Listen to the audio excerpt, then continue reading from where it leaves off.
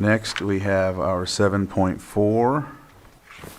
That is consideration of letter of support and authorization to submit Proposition 47 Cohort 5 grant application. This is Wendy from Probation and Elise Jones from Behavioral Health Services. Wendy Monfran, sorry I didn't add your last name. Put it in front of me. Good afternoon. Sorry. We are seeking your approval in seeking Prop 47 funds to enhance the housing project that was approved last year for justice-involved individuals.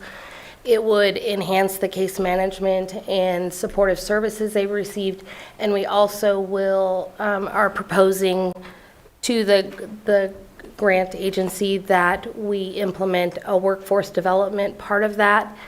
We have the support of our CHDC, the contracting agency, NCO with their build program, all of the executive committee of the Community Corrections Partnership.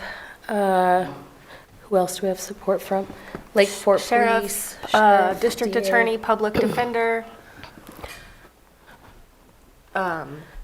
There's more. There's more. There's a lot. So we're seeking $8 million, and we're asking you to support us in that ask. Go ahead, Just Vice Chair. to clarify, this is the same project that we also put in for that congressional earmark earlier this year? We did. It's very similar to that. Yeah. Okay. Supervisor Sabatier.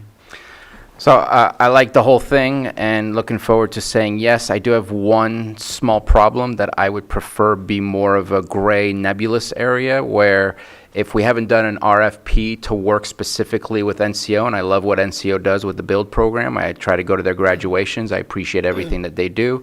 But I want to make sure that because I've had contracts come before where we're like, well, it was part of the grant, and well, how did we get them in the grant? And so my request of this board is to leave that nebulous and say we're looking for job training and employment readiness services, go through the RFP process with the funds we receive, and I'm sure NCO will have a proposal submitted to us. But that would be my request and preference, to make sure that we follow our RFP processes. All right. Go ahead. I don't think that we have a problem with that. We just acknowledge we at least had some community support that could fulfill that need when we were anticipating what we could do with this kind of money. All right. If there's no other questions, I'll open it up to the public. Anyone on Zoom? Bring it back to the board for action. Is there a consensus to just delete the with North Coast opportunities and just leave job training, employment readiness services with local NGO? Yes. That's fine. Yeah. Okay. Then I move to approve this letter of support for Proposition 47 Cohort 5 grant application as amended, I second that. And then, and authorize the chair to sign. I felt that. all right. And we have a second still. Okay. I have a motion and a second. All in favor? Aye. Any opposed? Motion carries 500. Thank you. Mr. Chair? Yes. So for this item, at least under the board memo, there appears to be two other recommended actions for your board that are interrelated, aside from the letter. One is the authorizing submission of the grant application, and I believe that same grant application and related documents is also requesting or recommending that the behavioral health director sign the application, any related application documents. So I could walk you, I could walk the board through as far as those two motions. Yes, please. So the next motion would be for your board to move to authorize submission of the Proposition 47 Cohort 5 grant application by Lake County Behavioral Health Services in partnership with the Probation Department. So moved.